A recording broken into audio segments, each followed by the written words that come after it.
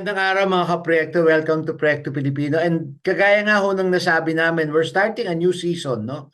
And hopefully this season would be more interactive, no? If you I guess it's a good way of putting it. Kasi balak ko natin is that it becomes a more, of course, conversational naman palagi ang ating episodes, di ba, Leloy? But this one is a Opo. little bit more relaxed kasi nga we want to engage, no, eventually the youth who hopefully will use these episodes also to run discussions in their community. So welcome to Proyekto Pilipino. This is a new season.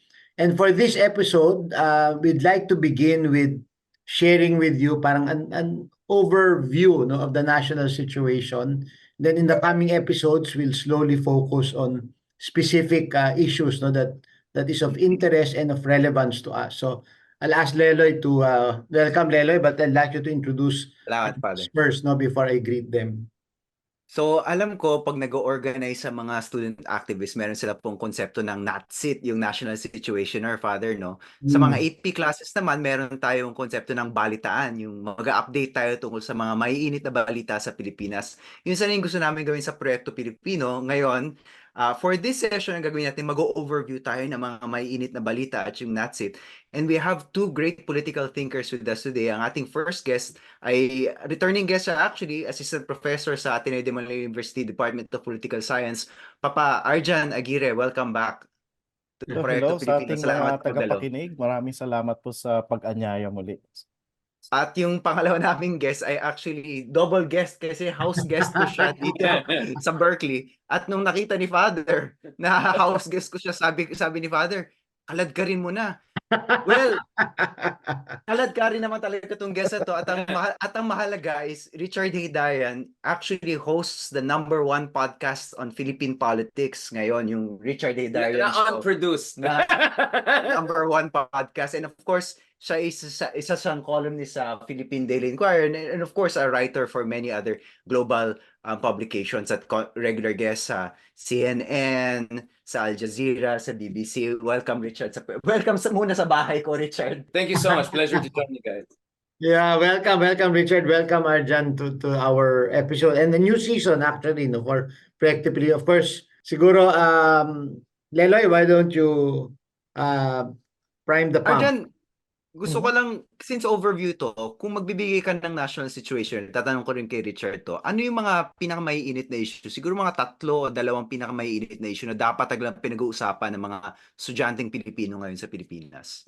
Okay, so yung #1, yung pinakapatok na patok sa ating mga news ngayon ay yung yung awayan or yung conflict between and among yung mga coalition partners nung yung Marcos dynasty mismo. So yun nga, on the one hand, you have the Marcos-Romualdez faction. Ito yung kila House Speaker Martin Romualdez. Tapos on the other, syempre yung faction nila Sara Duterte, yung Mindanao, okay? Mga Mindanao politicians. So ano siya, laman siya ng mga balita eh. Yan yung parang highlight ng first half ng Marcos presidency. Tapos yung #2 dito, syempre, yung mga nangyayari sa dating administrasyon. So, for example, yung napipintong yung pagbubukas nga ng ICC investigation kay former President Rodrigo Roa Duterte. Tapos kung makikita mo, laman siya ng mga balita talaga simula pa nung mga first few years ng Marcos presidency. Pero hanggang ngayon nadadrag siya kasi sunod-sunod nakadikit din doon yung mga personalities na identified sa kanya. For example, si Pastor Kibuloy, inimbestigahan siya ngayon. So, yun yung #2, yung dating administrasyon, hold accountable sila. And perhaps of course, yung #3, yung pa rin, yung economic parang recovery efforts ng kasalukuyang administrasyon. Kasi kung papapansin mo, kababalik pa lang natin di ba? COVID-19 pandemic, yung economy kabubukas pa lang. So karamihan sa mga ginagawa ngayon ng Marcos presidency ay connected doon, like how to recover from this. So yung Maharlika law na pinasa noong nakaraan connected dito kasi ang goal noon is to recover yung or palakasin yung ating economy. So yun yung sa tingin ko 3, pero may pang-4 Doc Leloy, so yung rin yung napipinto midterm election. So papunta na tayo doon kasi magpa-file na ng mga certificate of candidacy is this October of this year. So, Oo. nalalaman na natin yung mga candidates. So, may mga surveys na lumalabas. So, yun yung mga exciting na mga issues of the day. Para sa'yo, Richard, ganun din ba? Yun yung mga Yeah, I mean, I and Arjan, medyo kami nagmi-mirror thinking kami behind the scenes. We have all of this conversation and changing of the notes. So I was just nodding all the time. I mean, for me, one of the things that makes the Philippine national situation napaka-interesting is also yung international context niya. Isa ito sa mga dahilan nandito ako sa Amerika ngayon at mga talks ngayon dahil hindi natin pwedeng intindihin yung awayan ng mga iba't ibang faction, no?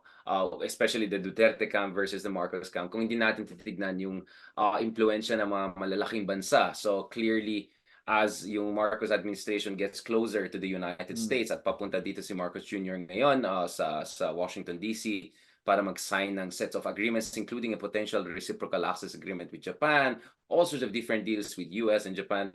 Nakikita din natin na yung kabila naman, they keep on warning about itong foreign policy direction ni Marcos Jr. dahil para sa kanila, mahalaga na we keep things on an even keel pagdating sa China.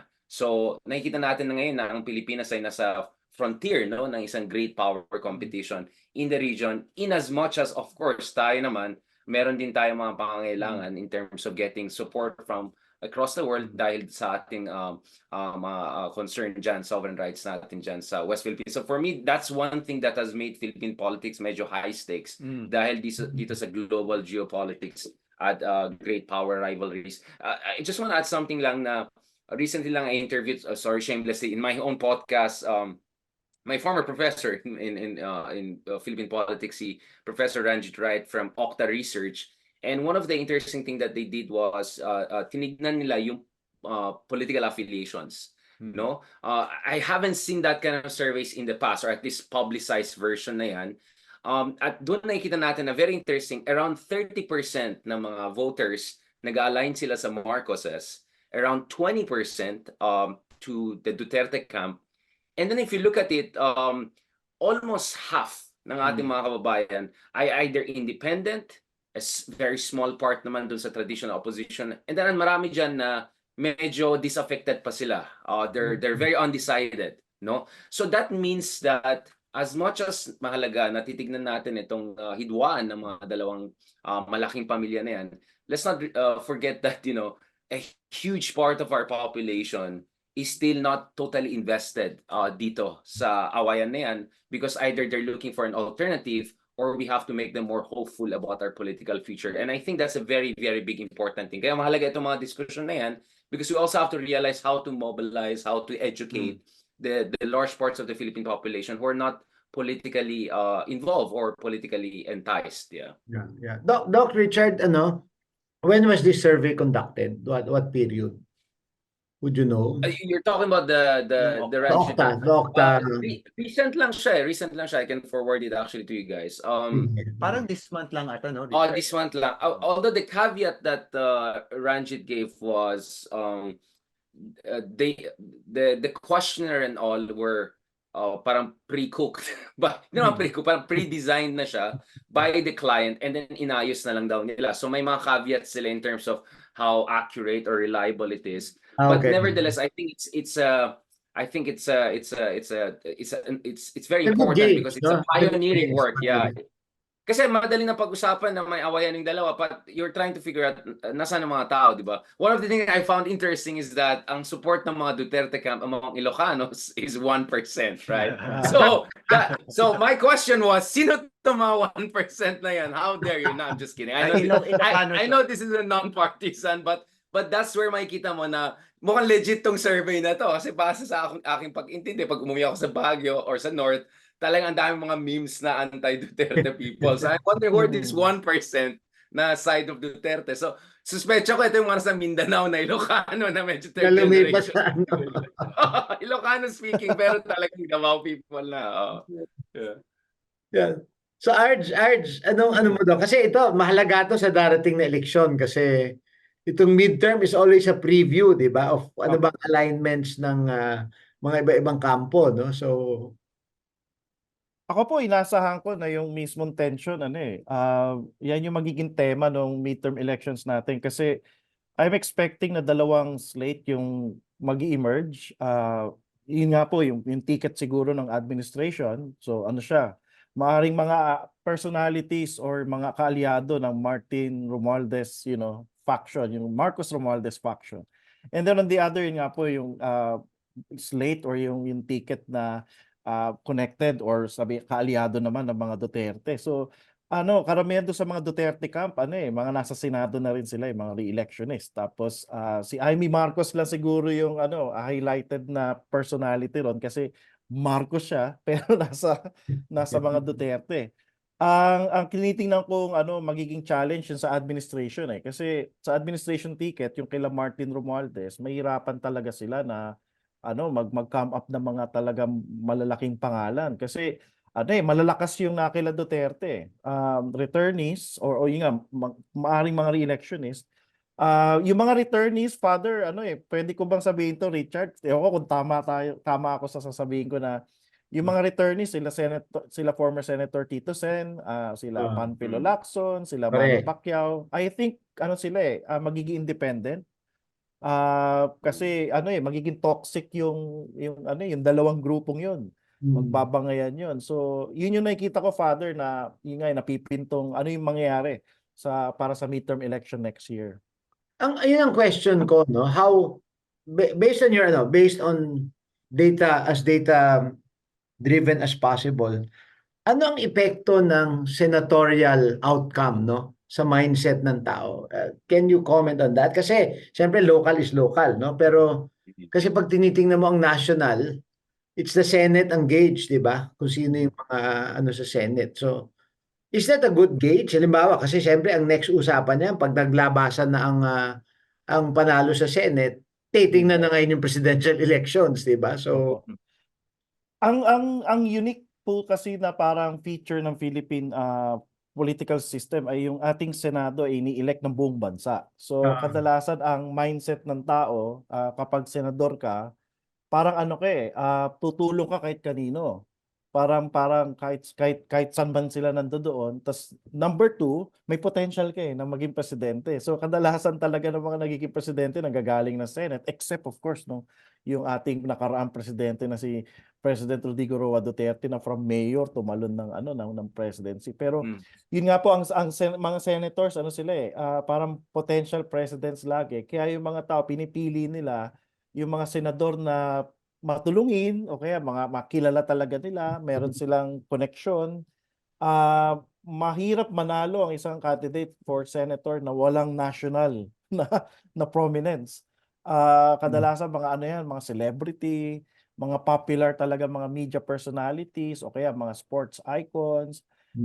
May mga sumusundot-sundot ng mga lawyers pero mapapansin mo meron sila exposure sa media. Kunwari sila Kiko Pangilinan, mga dating personality sila sa media, sa ABS-CBN. Yan, yung mga Cayetano, dala nila yung apelidong Cayetano, pero wag nating kalimutan si Kompanyero, yung kanilang media tatay. rin yan, So, yeah. opo. So talaga national yung kanyang scope, kaya kailangan super popular ka. Yeah. Doc Richard? May tanong ako para kay Richard or para kay Arjan and Fads. Kasi curious ako, yung itong realignment ng politika, parang personality driven, di ba? On the one hand, nandyan yung presidente mo na dating kakampi ng mga Duterte. On the other hand, syempre, nandun yung mga Duterte, si Sara, Vice President Sara, tsaka si former President Rodrigo Duterte. Itong hidwaan na to, purely personality ba ito or merong policy differences itong mga grupo na to na pwede, may mga issue ba talaga, may mga real issue ba talaga na pinagkakaiba itong dalawang mga grupong to? Yeah, I mean, first of all, I just had to double check. No? So yung survey na minention ko kanina in terms of political affiliation was from March 11 to 14. Akala yata ni Leloy, hindi ako nagpa-pay na attention. I was gonna get the data. And they interviewed, at the focus group discussion ng 1,200 people from all across the country. So medyo recent ito. I think very relevant ito. So that means this came after yung mga dalawang mga big Yung bangayan, speeches. The Davao speech, the Cebu speech. So in the middle of the bangayan election. to, no? In the middle of the bangayan. Yes.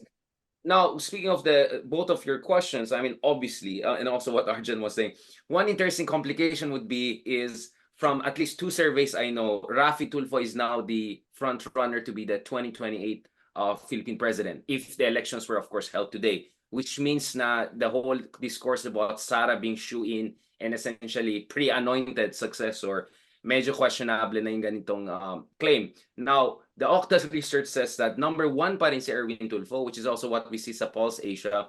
But sa Octa research, his number went down by double digits dahil sinama yung kanyang kapatid na Ben Tulfo, who ranked number 4.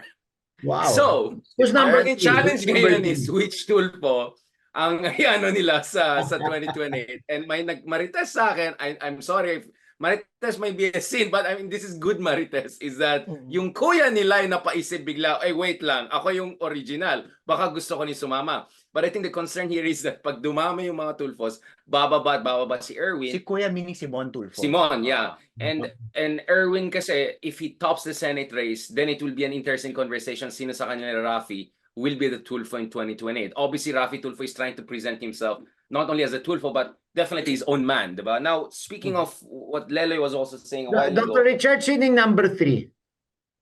Lenny. Lenny, okay. Pero Lenny is still in double digit. So her numbers are, so she's still seen as the presumptive third force, right? Kasi all others na inisip mo single digits lang or sobrang malayo or statistically not relevant. And some of the people that you would assume that Marcos would want to succeed him, like the Speaker of the House, they're not doing well at all. In fact, interestingly, sa Pulse Asia, nakikita din natin na si Robin Padilla is not doing also very well. In fact, Grace po may have a second Grace po may have a second chance, right? Not as a president, but as a vice president. So malakas pa rin yung tatak Grace po. She's at 35%, way ahead of everyone else. For vice president, for vice president, no? For vice president. Because of course, ang usapan rin dito, sinong maging teammates nila? Because we know, for instance, the Tulfos, one weaknesses that they have if they go against Duterte is Mindanao. So are you going to get someone from Mindanao like Pacquiao or, I don't know, Zubiri or something? So kaya nga, you cannot talk about the presidential race without looking at the vice presidential race because ang pagkaintindi namin is Robin Padilla is positioning himself as a VP of Sara Duterte. So at least mukhang may isang tandem na more or less na crystallize. But of course, we know things will change at the 11th minute. Now, speaking of the whole personality, and obviously, I just mentioned the name Tulfo. Speaking of Dutertes, in the Octa survey, 3 Dutertes are within the range. So the father is in the top 5, and then Baste, Duterte sinama na rin, who's statistically tied with Polong, they're more or less in the top 20-25. So Baste, at least in my opinion, has not ranked as high as I thought he would have. But if the father doesn't run, which is a high possibility, then siguro one of the brothers, particularly Basta, I see having a high chance of moving upwards. No, so clearly andun pa rin matatak, populismo, macho. But having said that, I don't think mutually exclusive na just because for me, personality and name recall, which is what Arjan correctly pointed out, is important to clear the first threshold. Na may laban ka. Kasi kung wala ka nun, wala kang laban. It's very hard to get. But after that, I think then the issues come in. So necessary but not sufficient condition ng personality in politics. I think personal politics is a foundational factor and then issues are going to come. And as I said, again, this election could be the first foreign policy elections. I was expecting that in 2022. But because, I don't know, both BBM and Sara avoided debates and all, medyo naging back to the Marcos versus liberal. But I think this 2019 will be very interesting because I think a big part will be the West Philippine Sea issue. And you can see Gibo, Romualdez, hindi lang si BBM, halos lahat ng mga stalwarts ng administration, including ex-friends ng mga Sara and Duterte, they're all coming out. Halos sa sobrang ingay nila, di ko na narinig yung DFA. I have a hard time sometimes. Ano ulit sinabi ng DFA? Kasi everyone is talking. No offense sa mga friends natin iba dyan sa government, but everyone is competing to be the Mr. West Philippine Sea nowadays. So this tells me that a big part of the 2025 elections could be essentially sinong traidor, yung mga ganyan diskurso. It can get very toxic. At sinong tuta ng Amerika. Yung mga ganyan, I'm not saying that's the case. But I'm saying that will be the kind of ugly, negative propaganda, which is going to be very different from the past. Diba? Sa past is kurakot or, mga ganun, usually mga ganun. Now it's going to be more like traidor, yung mga ganun, tuta ng Amerika, yung mga ganun. So this is where, for me, at least from my point of view as an international relations person, I think this race could get very interesting. Arjan, agree ka ba doon na, okay, on the one hand, personality issue to, pero yung isang malalim na issue na nagdi-divide dito sa dalawang mga kampo na to ay yung West Philippine Sea issue. We heard this recently, 'di ba, nung tinanong si Vice President Sara tungkol sa West Philippine Sea, sabi niya no comment, 'di ba? Wala siyang sinasabi. So, agree ka ba kay Richard na itong domestic election na to ay magiging foreign policy election? Yeah, kasi alam ko na na-encounter na rin yung mga previous surveys in the past na nagsasabi na yung sentimento ng mga tao tungkol sa West Philippine Sea ay nagpapakita talaga na hindi nila gusto yung nangyayari dyan. Na, yun nga, may aggression ng China. Mas malapit pa nga sila sa US eh. So lumalabas talaga na yung sentiment ng tao parang pro-US, anti-China. Magaling lang talaga siguro yung kabilang kampo, yung kampo nila Duterte na kung saan kahit na identified sila with China, nadadala pa rin talaga nila yung kanilang branding na Duterte kami. Kaya mapapansin mo, they're silent about the issue of the West Philippine Sea, but they're very vocal with other issues like inaapi kami, okay, pinagkakisahan kami. So yun, pansin na pansin mo yun sa kadalasang Arjan, response nila. vocal sila sa any issue on earth except China and Except West China, Philippines. silence. Anything else, yeah. Si Harry Roque lang ang maingay sa China. Opo, siya po yung attack. You mean in favor of China? Like, In favor of China. Yeah.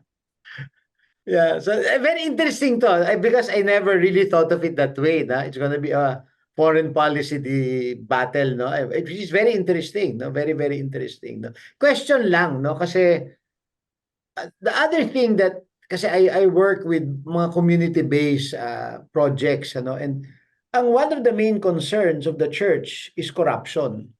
Okay? So how is that playing out in the political arena, no? Kasi nga hindi masyadong Arjan, you have more to say. I just want to clarify lang. I didn't say foreign policy lang. Okay, just to be clear. Obviously, I have no illusion that in any democracy, people will have the kind of, nitty-gritty. But I think it will be one of the major issues. Lumapit siya sa bituin. Exactly. I think this is the most gut version of foreign policy we're going to see in election. Yeah, But yeah. I definitely corruption, economy, those will be the issues there. Yeah, Go but ahead, Arjan. Sorry, I just had to clarify that. Dr. Richard, I think magpo-front seat ang China issue. Either ako lang may opinion na either pwedeng gamitin to prime na how it is, di ba? Exactly. Not in prime the issue if it's in their favor, no, na mapag-usapan. But I suspect it's gonna be in the front seat, either the driver's seat or the basta front seat yan, di ba? But what do you think about corruption naman in the economy? Magkaduktong yan di ba? Arjan, please. Yung issue po ng corruption kadalasan nababato sa incumbents So siya yung magiging problema ng mga nakaupo. Especially sa local politics, Father.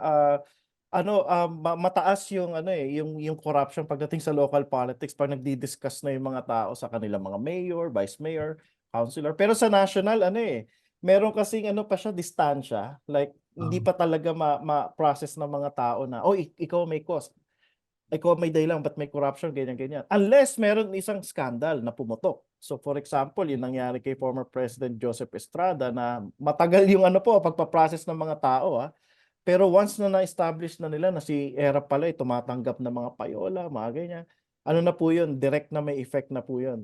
Pero sa ngayon po, unfortunately, natabunan yung issue ng mga corruptions Like sila Mayor Magalong lang siguro yung maingay ngayon na they're for good governance, anti-corruption. Pero sa national, walang pumuputok na parang issue na connected sa corruption. Yun po yung yun po yung parang pwedeng mangyari for the midterms. Okay, yeah. I think the corruption will be more of a mudslinging game. Because lahat sila may skeleton in the closet. So you can imagine, one of the most fascinating things to me is Duterte vloggers coming out as the good governance people. It's like, wait lang, mga good governance, yung mga protect Filipino taxpayers' money, mga ganon, di ba? I'm not gonna name which vloggers, but you can imagine sino mga tao na yan, di ba? So clearly, parang kinoko-op nila yung good governance agenda ng Pink Movement and Aquinos and all. but it's not like the Marcoses also don't have anything up their sleeves. No, I'm sure they can also bring out issues, formally, how the the pandemic was handled, and let's not forget, we didn't mention this, the ICC issue. I think it's going to be another thing that could come out later on, because if some people are correct, I'm gonna interview Son Trillanes soon again. I'm gonna ask what he's gonna say. If some of these people are correct, then by the third quarter of this year, probably some of the Duterte administration folks will face some sort of a warrant of arrest. In fact, that's one reason perhaps some of the re-electionists want to be re-elected into the Senate, not because it legally gives you impunity. I'm sorry, immunity, but politically it might give you impunity, right? So that's why survival mode din yung ibang ex-Duterte officials, because they want to stay in the Senate, because diba ang suspecha is Bongo, Bato could also be on the list for investigation, if not for warrants of arrest. So some of these people have a direct interest of running in the Senate, doing very well. Bongo is doing very well in the surveys, so that they have political impunity, even if legally speaking, a senator will not have immunity from ICC prosecution. Yeah.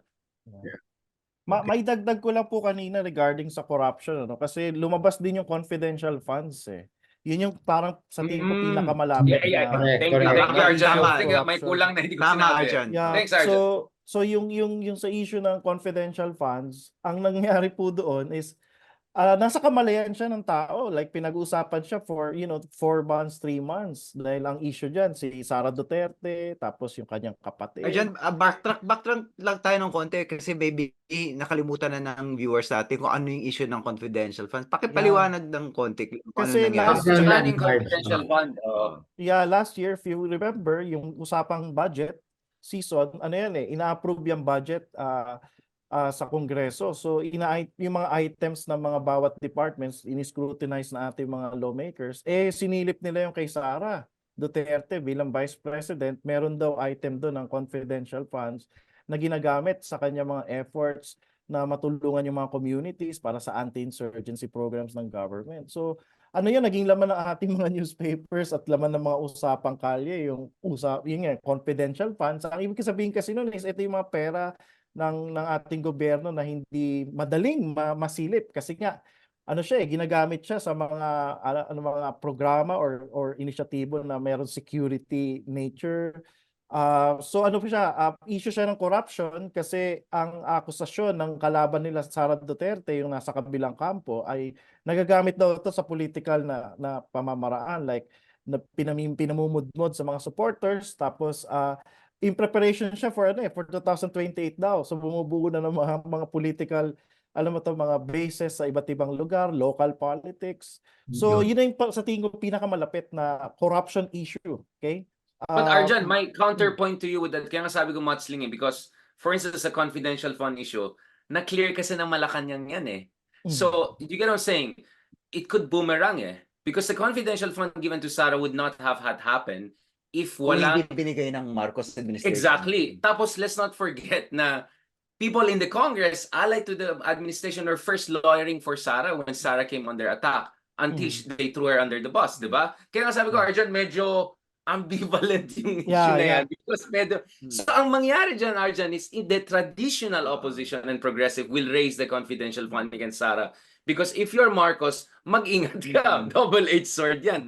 Technically speaking, because Malacanang had to greenlight this. Not only this year, pero the previous year pa na hindi masyado naging issue. Kaya yun lang sinasabi ko. Richard, di ba nakalimutan din nila na hindi lang naman si Sara may confidential funds eh. Even the House Speaker. Exactly. Kasi yung president, you can justify, di ba, Arjan? Kasi the president, because of national security, blah, blah, blah. Kasi Aquino also had it, but very small amount.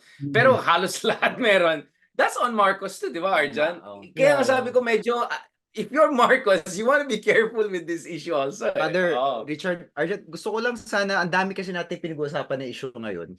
Yung susunod na tanong na gusto kong ibigay sa inyo is, kung ako isang high school student at sobrang daming issue ang naririnig ko ngayon, paano ko i-analisa lahat ito? Ano yung mga tanong na kailangan kong tanungin at ano yung mga kailangan kong basahin para maintindihan kung nasaan tayo bilang isang bansa ngayon? Ano yung maipapayo niyo sa kanila? Ako, sa tingin ko, unahin siguro muna yung malalapit na issue sa kanila. So, ako malapit ang puso ko sa local eh. So, yung ba nangyayari sa national, meron ba itong effect sa local? Tapos Mhm. naapektuhan ba yung kunwari, yung edukasyon ko, trabaho ng mga magulang ko? Kasi yung bangayan ngayon ng dalawang nag-uumpugang mga dinastiya, mapapansin mo may effect siya sa serbisyo nating gobyerno. So So hindi sana, siya chismis lang, Arjan, no? Hindi siya oo, hindi. chismisan lang. Naiipit Oo. yung mga programa, naiipit. Ibig sabihin, imbis na mabilisan yung agaran, yung response ng ating gobyerno sa mga hinaharap na problema natin, kadalasan napupolitika. Pag na-identify ka doon sa kabila, mabagal yun, o maraming mga question, maraming ganyan. Ako Mhm. nagpapasalamat na lang ako recently, wala tayong na-encounter na major calamity, major na talagang Mm. problema. May drought tayong hinaharap, pero pansinin mo, nagkukulang or bumabagal ang response ng ating gobyerno. Kasi yun nga, may mga bangayan, may mga local government officials na affiliated sa kabila. So sila mismo sumisigaw na pinupolitikan niyo kami, bagal ng response ninyo. So yun yan. Oo. Ikaw, Richard, anong tools yung kailangan ng mga estudyante natin Mm. para talagang analisahin na maayos yung nangyayari sa Pilipinas ngayon? Ako, sasabihin ko at a historical juncture ang Pilipinas. In not only a bad sense, but also in a good sense. No? I think one thing na hindi natin na-mention, yung charter change issue pa. No? So, one of the big things that will come up is also yung charter change. And I think doon baka mas isolated ng administration because both the Duterte camp and traditional opposition are going to be against that. No, not to mention may cracks na also within the ruling coalition. Now, kung ikaw ay ordinaryong Pilipino, Oh. may kinalaman sa buhay mo yan. Kasi kung palitan yung ating saligang batas, things could go also very wrong. In the Mhm. same way na theoretically, it also can improve the country and put us on the right map. Kasi, di ba, one of the weird things about being Filipino nowadays is everyone talks about the Philippines as the fastest growing economy in Southeast Asia. Di ba? Vietnam tayo ng Vietnam, but actually we're growing faster than Vietnam. And yet, di natin na-feel. Di natin na-feel kasi hindi ito nagtitrickle down. Hindi natin na-feel kasi grabe yung politics natin, ang daming issue, ang daming scandals, etc. Pero para sa akin, for all the problems that the country has, siguro medyo I'm being more of this is the motivational speaker. But honestly, I feel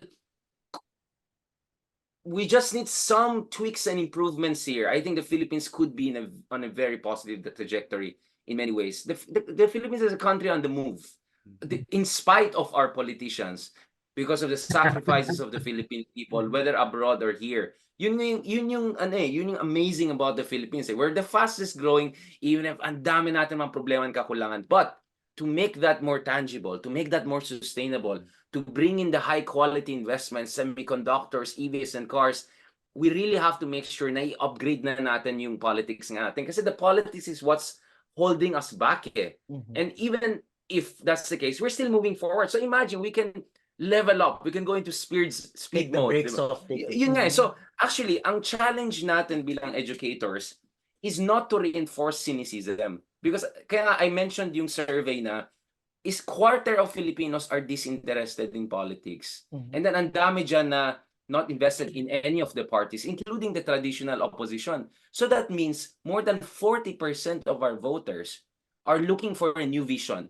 Yes. And I think if we want to inspire people to be involved in politics, as much as we have to show yung mga kakulangan, we also have to look at the half glass full. And there is so much good happening in our country in spite of our government. So imagine if we get the governance, again, nothing is going to be fixed overnight. But if we go from 1 to 6, not 1 to 10, right? I think our economy will do so much better. The future of our children, our students will be much better. Diba? So I think for us, the number one challenge as educators, how not to make people unnecessarily cynical or depressed. Because our country is actually on the move. And Father, I can feel that. And please just call me Richard with no titles and anything. Father, I feel that as a Filipino. I'm giving talks all around the world. I feel the importance they're giving to my country. Na hindi lang pichugin, hindi lang tayo pushover. And I'm not saying this only in terms of West Philippines. I'm talking about manufacturing, semicon. I was just in Taiwan the other month. I'm gonna go to Thailand. I was in Germany. So I know this is suddenly not necessarily discussing the national situation, but I think this is really the big picture. na dapat hindi makalimutan ng taong bayan na Yes. finally the Philippines is having its second chance to be a dynamic country, economy, society. Yeah. Kailangan lang talaga natin konting ayusin yung ano talagang politika natin para mag-take off na talaga tayo. Siguro, Konti na lang mag-take off na tayo. before Arj can add to that, can I add something, Leloy, to what Richard was saying na at the risk of being bashed. Sige po. even some yung traditional opposition, as Duterte would put it, yung mga dilawan.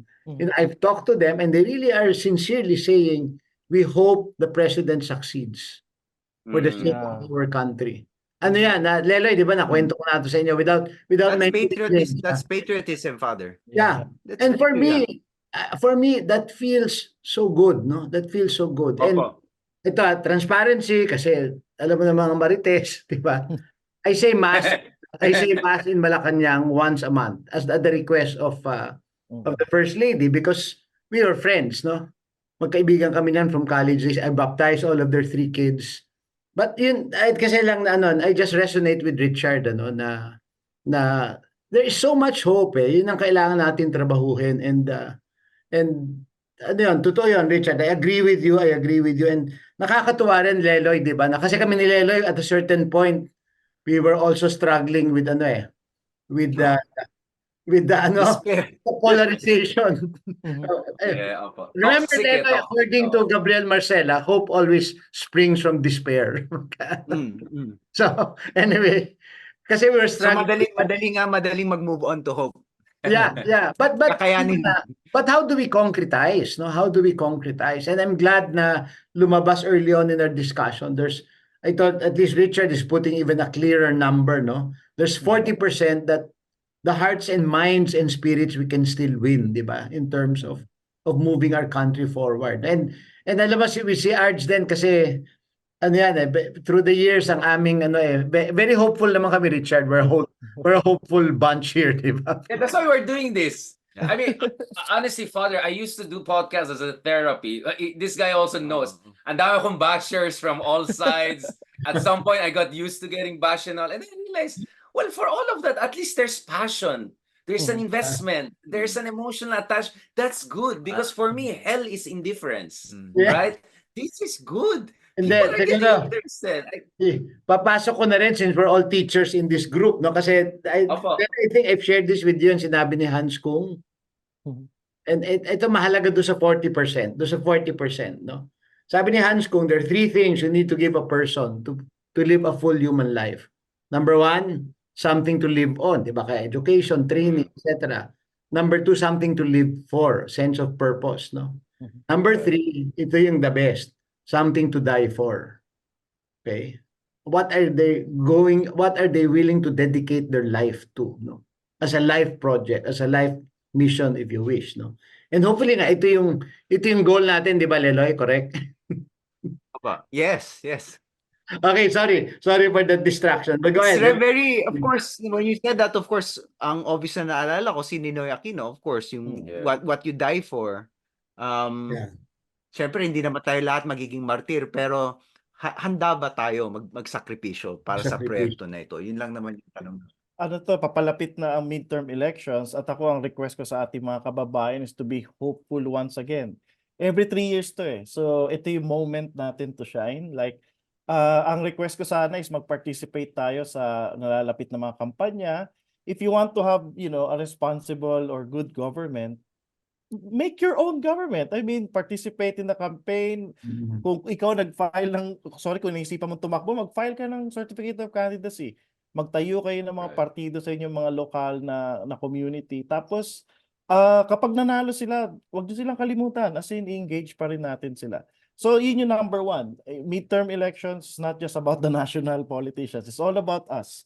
Tapos yung number 2, yung mga inaharap natin problema, hindi naman talaga sila problema kung, alam mo yan, kung babaliwalain natin sila or alam mo, hindi natin sila isipin.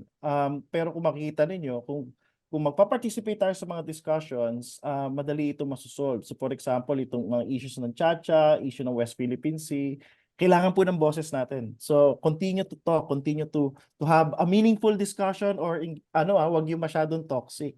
So yung pangatlo, yun nga, binabanggit na rin yung hope. Wag nating kalimutan yung ating bansa. So yun yung aking request sa ating mga tagapanood ngayon na yun nga, isa lang kasi yung bansa natin eh. So dapat patuloy natin siya mahalin. Yeah. Thank you, Arch. Thank you very much. Thank you, Richard? Arch. Thank you, Arch. That's beautiful. For me, first of all, whenever I felt despair or frustration or cynicism, dalawa lang naman inisip ko eh. How other people in our situation are having it in countries way more problematic than ours. Look at the youth movements, what they face in Thailand. Look at women movement in certain Middle Eastern authoritarian regimes. Look at Navalny in Russia. And when I think of them, I'm ashamed of myself. Like, ang dami mong drama. Imagine what these guys had to deal with, assassinations attempts and all. So suddenly I forget all the death threats and attacks that I got during Digong's time, etc. And the second one is Rizal and their generation, and all the way to Ninoy and onwards. Their legacy will be in vain if we don't do our part. But if we do our part in a Hegelian sense, we give meaning to the past by doing our part in the present for the future. So we dialectically give the honor and due respect that our forefathers and foremothers deserve. So for me, that's the big picture inspiration I always have. Now, whenever I feel like, ano yan, mag-ano na ako, mag-showbiz na ako or whatever, di ba? I mean, like, na-stress ako or mag-rate na lang ako, I think about it and I'm ashamed of myself. Umayos ko, Richard. Umayos ka, di ba? And then, for me, again, these numbers are crazy. So 29% dito sa survey said, I do not support any of the sides. Not traditional opposition, not Marcos, not Duterte. That's 29%. 15% said, I don't know. Put that together, that's more than 40%, almost 44%. No, the margin of error could go all the way to 50% almost. Who are, I think, waiting for something different. And that something different is not going to fall from the sky. It's not about another messiah. It's not about another charismatic leader na magaling mag-package ng sarili. It starts from these conversations. Because I don't know if Leloy knows that. You never know who's listening to your podcasts, no? Well, I get to know once in a while when suddenly someone that I didn't expect will message, oh, Richard, actually na-appreciate ko yung ganito, hindi ko naisip yan, di ba? And you never know, the people are going to listen to you could be that person or part of that movement, or actually we are all part of the movement without being conscious of it. So, kaya nga, may ambag tong mga ginagawa natin eh. And if you do it with passion, we do it with commitment, and then you remind people of past sacrifices, what others are facing, you get rid of what I and Leloy call negative exceptionalism. Itong cynical, self-defeating mindset na meron tayo sa Pilipinas. Ay, sa Pilipinas lang ganito. I always said, akala nyo sa Pilipinas yung traffic na ganito, pumunta ba kayo sa India or sa Cairo or sa Bangladesh? We always tend to exaggerate our difficulties. And our faults. And we're whiny. I mean, honestly, I'm all for expressing frustration and all of that. But once you get it out, then move forward, do your thing. And to be honest, that's what keeps me going. Because I'm ashamed of myself if I don't do my part. Yun lang masasabi ko because of the great contributions of Gabriela Silang and Tandang Sora and Rizal and all of those kind of people, not to mention Ninoy, and a lot of our great leaders in our era. And lastly, I think it's also very important for us to look for champions. Look for champions in the provinces, in different I think minorities, gender minorities, Filipinos abroad. You know, I give speeches all around the world. I see Filipinos, Filipino Americans, Filipino whatever. They come to me and they're super excited. They say, you know, we want to be part of the nation building project for the 21st century. So just to end on this point, I know I'm getting a little bit emotional about this, but for me, we were a great nation once, and like any nation, we're gonna have an ups and downs. And kanina lang, yung Uber driver ko was Russian. So you can imagine we had a very grim discussion, like But once you have that greatness, it's a matter of just retrieving that and making the right sacrifices and having that vision. So if we could be great 100 years ago, 50 years ago, we can become great again. And I think the conditions are there. We're the fastest growing economy, not in the best way, but at least we have the dynamism and movement. Now, let's translate it into something tangible, sustainable, and inclusive. Kaya natin yan. Ako mabilis lang, Thank Father. you, Richard. Yeah. Naalala ko, naging politically conscious ako nung high school. And it was a great time to be politically conscious kasi panahon yun nung pagbagsak ni ERAP. Ang feeling namin nung binabalasa yung politika. Pag binabalasa yung politika, parang there's something new, something can happen. And dito sa discussion natin today, yung mga dating magkakampi, magkaaway na ngayon, lumalago yung ekonomiya, but at the same time, may mga tensions sa South China Sea, may maraming undecided. Yung word ko again for this period is yung nga, binabalasa yung politika. At pag binabalasa yung politika, hindi mo alam kung ano yung mabubunot mo eh. Pero dapat bumunot tayo. At para sa mga viewers natin, this is the time to get involved. And from an educator's perspective, the first step is really magbasa ng dyaryo, makinig ng mga podcast, kausapin ng mga teacher natin, kausapin ng mga kaklase natin, di ba? Keep yourself informed because this is going to be a moving target at kung hindi natin alam kung ano nangyayari sa bansa natin, mapag-iiwanan tayo bilang mga estudyante at bilang mga mamamayan. Okay. Salamat, Leloy. Arj, Richard, Medyo maraming... naging ano kami dito. Sorry. Hindi, Kasi... kasi... Dito kasi Rizal medyo. So maraming salamat. And I hope we can have another I leave it to Leloy what topic to invite you again. Leloy, assignment mo 'yon kasi I think there's so Sige much po. to discuss. And last lang siguro kung kasi yung sinasabi ni Richard at ni Arch nagtutugma local. 'Di ba? Begin local. Begin sa sarili and all that. So again, maraming salamat. This is such a wonderful opening to our new season, no? So Lele, maraming salamat, Richard and Arj, and we hope to have you back. Salamat, Father. Yeah, and remember, Anytime. ang part of the goal kasi dito, Arj and Richard, ang gauge namin of a good episode is it begins to to get people to think of what to do. Kasi meron kami episodes sa ganun meron mga nagbunga ng mga project. So hopefully we can create a third path to win the 44%. So yeah, this is Proyekto Pilipino in our new season. Maraming salamat po. Salamat.